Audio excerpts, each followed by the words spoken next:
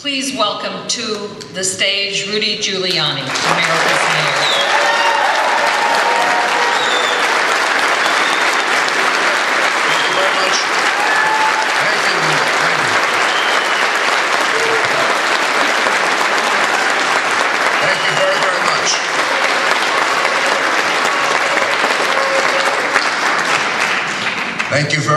Thank you very much, and thank you so much for coming.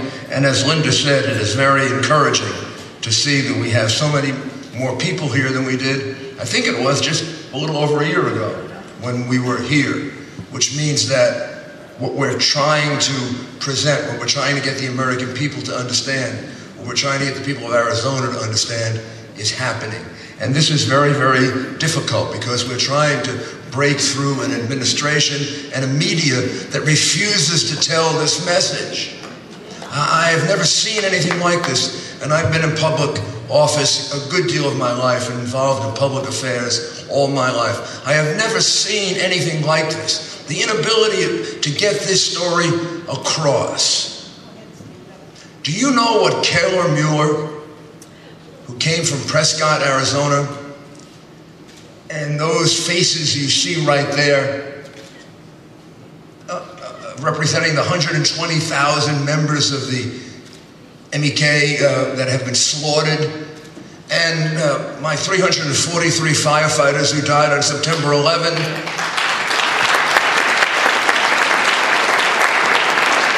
My 2,700 citizens, innocent people who died on September 11. And the soldiers at Fort Hood who died with a man yelling, Allah Akbar. Or the Jewish people who were just sitting there being shot and killed just a few weeks ago in France because they're Jewish. You know what they all have in common? They have in common a movement the President of the United States will not recognize.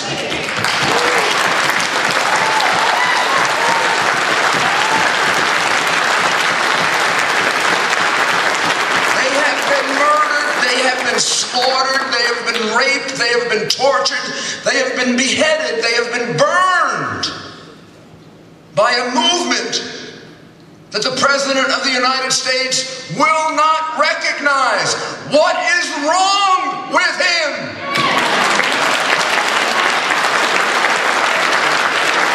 Is there no passion? Is there no passion for the lives of these innocent people? Is there no caring for them? Do you know what the slaughter at Fort Hood was described as? Workplace violence. Workplace violence. This is a captain in the United States Army who had become a jihadist 2 years before, who was communicating with Afghanistan and Pakistan and Yemen. It doesn't take a genius to figure out the cause for which he was murdering. He told us, Allah Akbar. But the President of the United States doesn't see the connection. Just the other day, he called the slaughter of those Jewish people in France a random act. Mr. President, wake up! Come off the golf course! Come back on Earth!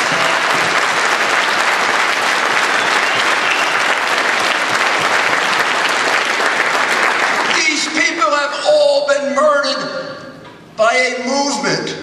I agree. It's diverse. I agree it has many forms. Al-Qaeda, ISIS, Al-Qaeda in Yemen. Self-generated jihadists like the Boston Marathon killers. But it's connected. It's connected by two things. It's connected by a common ideology, which is the misuse of the Islamic religion for the purpose of defending the slaughter and desecration of human beings. and it's united by one other thing: money and support from the regime of Iran. Those are the two things that connect it. And our president is sitting down and negotiating with the regime of Iran. Iran has probably been responsible for more American deaths than any singular terrorist group. It is undisputably the largest supporter of terrorism in the world.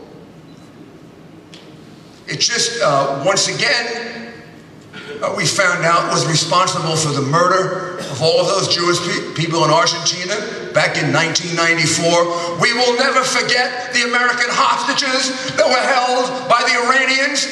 It seems to me President Obama has forgotten it. I haven't forgotten it. I remember every day of it.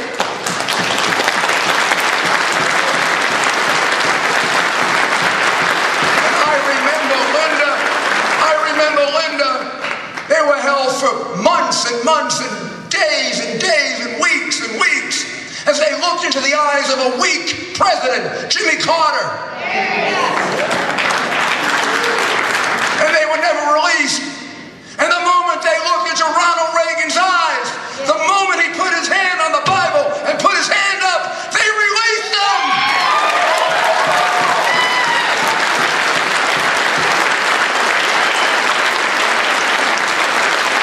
But once again, they are looking into weak eyes, the eyes of our president, begging for an agreement with Iran at all cost. So let's review the agreement, because this is really what's at stake here. And then one other thing that's so important. Iran wants, it says, the peaceful use of nuclear power. Iran has 300 years of natural gas and oil reserves, and they haven't started fracking or hydraulic drilling yet. They may have 1,000 years of reserves. I'm an expert on energy because that's what my law firm does. Iran does not need a nuclear power plant for power. They got plenty of energy to export to the rest of the world. There is no reason in the world for them to have the peaceful use of nuclear power. Maybe France needs it, maybe countries without natural resources need it, but Iran doesn't need it. So, why have they been doing this? They've been doing this because they want to become a nuclear power. Not only that, they have written that, they have said that, they have described that. The president reformer who runs Iran, Rouhani, in 03 and 05, continued to enrich uranium while they had a standstill agreement with us. He did it secretly and bragged about it, and we're negotiating with him. This is like playing poker with a guy who cheated you twice before. You know who does that? A moron.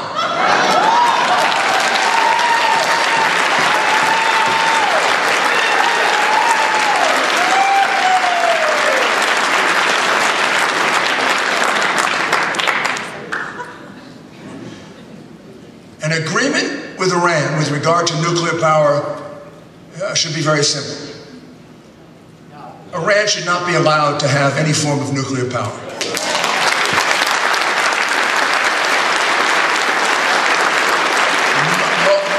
Most of us, maybe not all of us in this room, lived through the Cold War. Those of us in the Reagan administration certainly remember it. General Shelton fought it, the Cold War, because it wasn't always a Cold War. And the big fear during the Cold War was that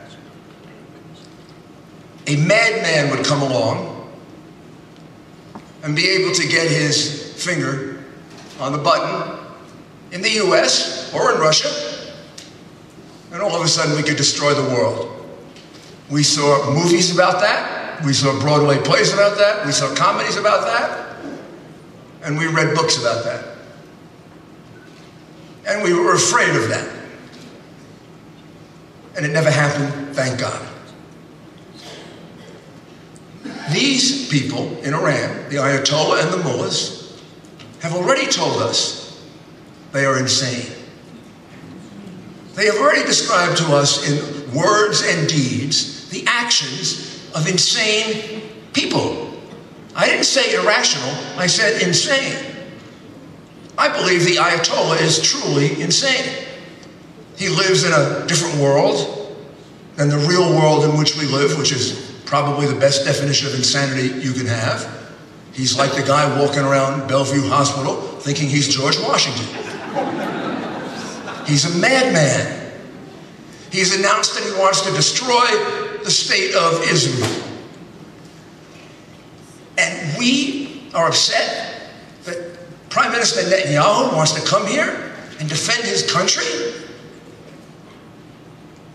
when someone who is a few hundred miles away wants nuclear weapons and has threatened to destroy his country of 6 or 7 million people. It's smaller than New York City. Believe me, when I was mayor of New York, if someone threatened to destroy New York City, I would go anywhere, any place, anytime, and I wouldn't give a damn what the President of the United States thought, to defend my country. That is a patriot. That's a man who loves his people. That's a man who protects his people. That's a man who fights for his people, unlike our president. 12 red lines to Saudi Arabia. 12 red lines, they all turned pink. And the last one turned yellow.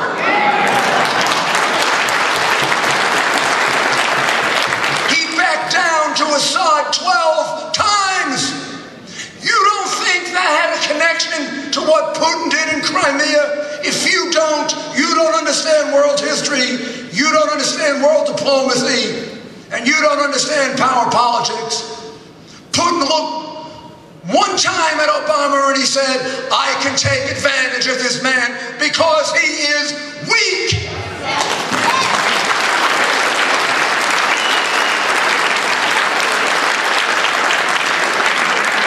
So we are here to appeal to you. We know your senators, particularly Senator McCain, understand this as well or better than I do. The President of the United States should not be allowed to reach an agreement with Iran without presenting it to the United States Congress.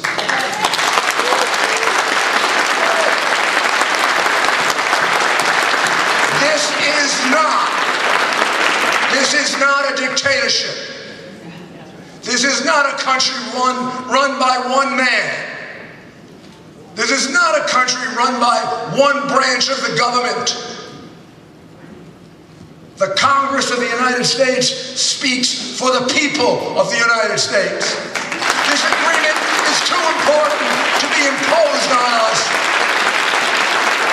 The way President Obama has ignored the laws in so many other ways and gotten away with it because he has a press who defends him no matter what he does.